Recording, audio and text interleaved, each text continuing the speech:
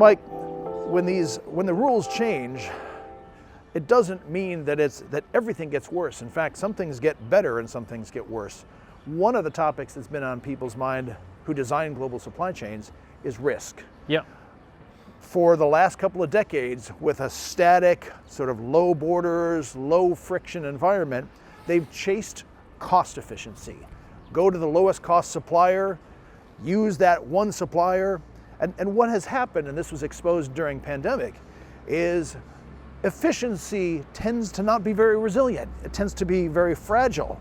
And so risk has been built in. Can I maybe make the case that although the new paradigm of supply chain design is going to be less efficient, it's also going to be less susceptible to global takedowns? What do you think? Well, I think there's if I look at it from the point of view of the end of globalization, I actually think that supply chain managers will now have to look at different factors in terms of risk. So one of the things that the Biden administration, for example, made very clear, and I think that's still imprinted across the American establishment, is the idea of security of intellectual property, supply chains. There is a move afoot in France, in the US, many other countries in the world for effectively supply chain autonomy or supply chain self-sufficiency. And in some respects, this goes against the basic notion of efficiency, because right. You're layering on other considerations. That's right. And one of the things I've seen in the startup space are companies who are specializing in data monitoring, know your client across supply chains, in order to make those supply chains more secure, as the issue of geopolitics, for example, becomes a much bigger weight on supply chains. Yeah. One of the things we've talked about with all of our clients is that supply chain design, there is no such thing as optimization. It's always a set of trade-offs. We talk about at the highest level, when you're designing a global supply chain, it's a trade-off historically between the service that the system can deliver and the financial performance of that.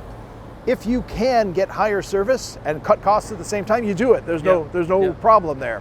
But most of the time, you're trading off the service and the efficiency, and that third leg is actually risk. So these companies over the last 10 years especially have tried to factor in the trade-offs across these three dimensions of service, of financial performance, and then of risk. So the changing macro environment, this deglobalization process that we're well into, I think, maybe what it's just doing is changing what trade-offs will work better. Yeah. Well, one lesson I've learned in financial markets is investors tend to react to risks that they know, that they can measure, that they can hedge, for example, and they tend to crowd around those risks. And that's very often why you get volatility in markets, because risks come along that people haven't really hedged for, haven't really thought about, and they tend to upset the apple cart. And I think that's one of the issues. If I'm a supply chain manager, is what are the risks that I probably haven't considered or that I haven't managed to hedge? And I think there's a whole range of things going to come into play. Geopolitics is one, climate change is another, financial security. We talked a lot about debt. Yeah. So it's becoming a lot more complex. Well, it's very, very interesting. And again, the theme that we try to get across to people who design these systems is you can't wish away these risks. What you have to do is quantify them and then get the proper trade-offs involved. And I think deglobalization brings more volatility, clearly, more variability. But if you're able to quantify that, you can call the play and say, what's the right compromise? What kind of system? How much risk should I take on? And I can't reduce the system risk beyond what it is. It's the playing field I have to operate on. Exactly. And just we're at a very interesting time, Dom, because last night, we mentioned this earlier, President Trump effectively rescinded or delayed his tariffs on Europe and Japan and the rest of the world. He's upped the ante on China. And when we get to Detroit in a couple of months' time, it's going to be interesting to look back and see what China has done.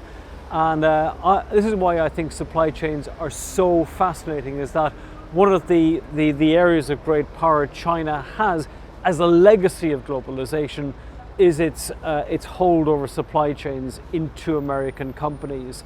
So let's keep our fingers crossed and hope that supply chains don't become a pawn in geopolitics. Well, we can hope that that's true, but I'm afraid it's already there. I think, from the designer's perspective, one lesson is being driven home, which is don't trust your assumptions. Exactly.